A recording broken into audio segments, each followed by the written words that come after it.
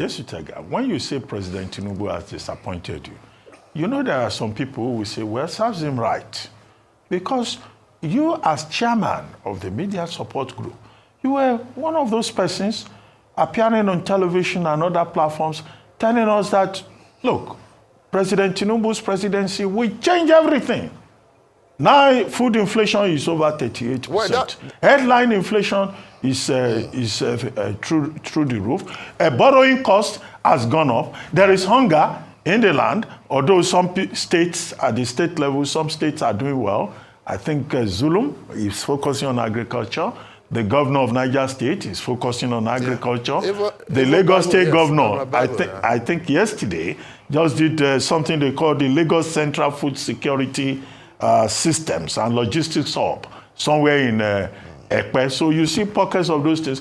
But there is hunger under the government that you supported. Yeah, of course. And instead of you talking about those issues, you are talking about appointments. No, I've equally, to be fair to me, Dr. Abati, I've equally spoken about hunger in the land. Now, why does this topic of hunger embarrass me? It's because this is not the plan. What Asiwaju promised us is that if we help him get to power, he's going to produce food massively to feed Nigerians. We didn't envisage this bizarre, macabre, I would say comfortability with prices just skyrocketing out of control. I don't know what happened to Asiwaju, seriously. In fact, I've taken to be booking masses. I'm a Catholic, to be booking masses for him. Whatever is happening, let God deliver him from it. I don't understand it. How can you just, you are a president, then prices just keep skyrocketing? If we can reduce the price of fuel, if we can reduce electricity tariff, can't we feed people? Let me tell you something about agriculture, Ruben. You can build, our brother Aliko, he built his refinery for, is it 5 years, or is it 7 years? That's how long it can take to attain a milestone. Do you know how long it takes to grow crops? Sometimes as low as 3 months, 6 months, 1 year. You start harvesting and feeding people. Why is Asiwaju so reluctant to invest massively in agriculture? Let's just reduce the food of price first. Let our people see food to eat. I look like a hungry man. You would like to sell the food any amount. My problem will still be appetite. I will still see God will still give me money to feed myself and my family. That's not an issue to me. But people are hungry. And it's a shame, a very big shame, that Asiwaju seems detached from the reality of the majority of Nigeria. So everybody, and you can go on and on. And what they give is the excuse. So you must use the measures other people use. Let nobody tell you Nigeria is a poor country. It's a very rich country. It's a country that can feed itself. Today, Ukraine is at war, but Ukraine sends grain to Nigeria to help them fight hunger. Because we are number 109 hungriest country in the world. You must help to change that. All these territories you're seeing are agricultural field. So they tell you about Sambisa Forest. It's an agricultural field. It's a very simple thing.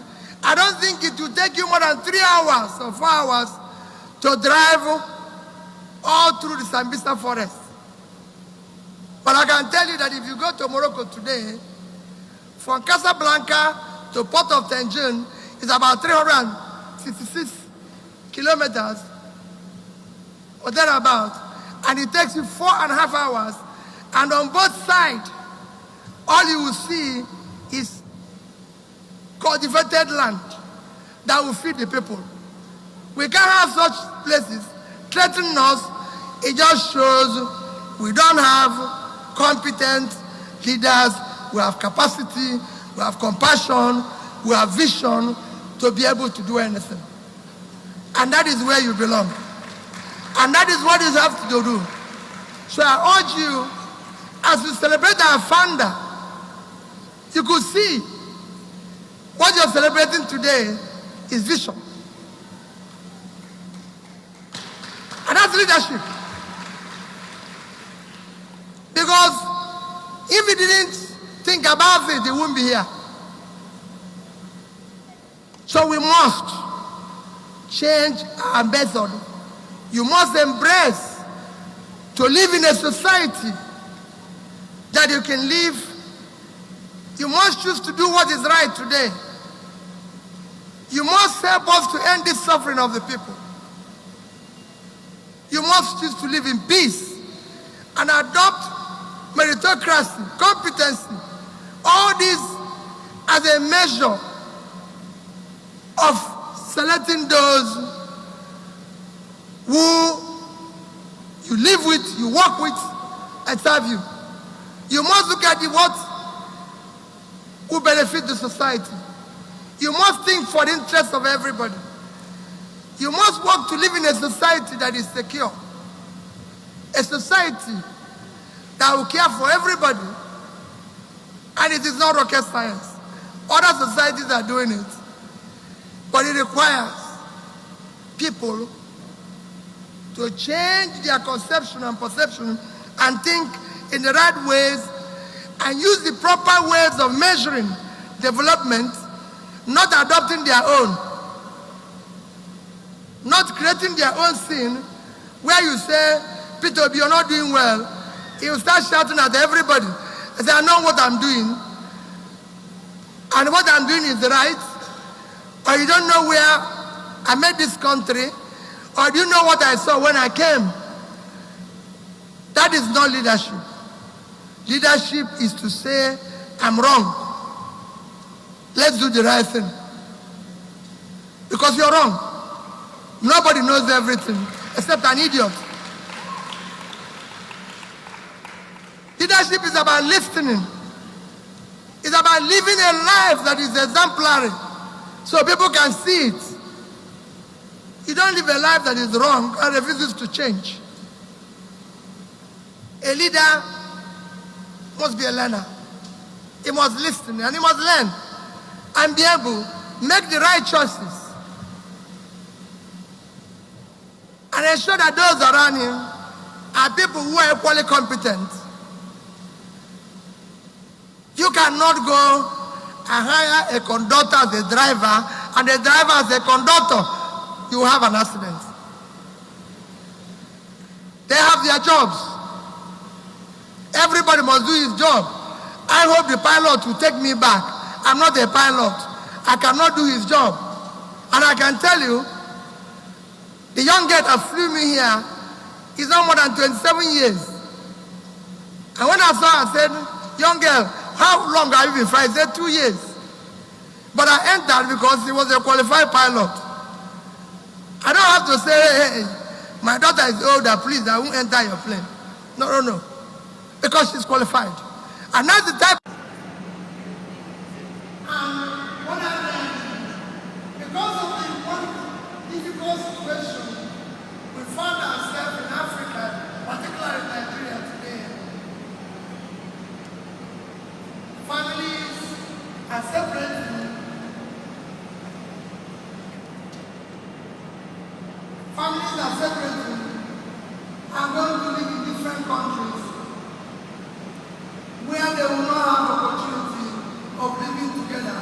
Because even parents now are asking the younger ones to leave to where they will find a better life, considering the difficulties that are here. So on that, I must thank. Between 1958 and 1961, France did something absolutely horrible. France made the Francophone African countries, and I don't even want to use that terminology, but I only use it for the purposes of conversation. The 14 countries which were formally, but still colonized by the French, they were forced to sign a document that they called the Pact for the Continuation of Colonization. You heard me. The Pact for the Continuation of Colonization. If you want your independence, you must sign this. Guinea, Secretary said absolutely not. Mali said absolutely not. France, pack your bags and go on back home. France could not believe it. Could not understand that an African country, these monkeys, do not want to be affiliated to France. They said, we will show you. So history tells us France went into those two countries, took everything that they thought they had brought to those two countries, including the last teaspoon and chair, proceeded to pour concrete into the sewage pipes, completely devastating the two economies. The then newly appointed president of Ghana, Kwame Nkrumah, in his efforts to rescue these two economies, created the first ever union of any African states, Ghana, Guinea, and Mali. But what that did was it made the other African countries realize that if they go against France, this was the fate that was waiting them. So what do? Wait the pact. And they signed. What did the pact say? One. The pact said, you monkeys, you don't know how to manage your money. So you shall deposit 85% of your bank reserves with the French Central Bank under the control of the French Minister of Finance. And that France is going to take your deposits from the individual countries, pool them together, invest them in the French stock market under the French name. And you, monkeys, you may or may not know the returns. Latest figures are showing this is still going on since 1958. France today is collecting out of Africa over $500 billion before investing. And when they finish investing this money, for every 14 billion out of Africa, they're recognizing over 300 billion. Now do the math.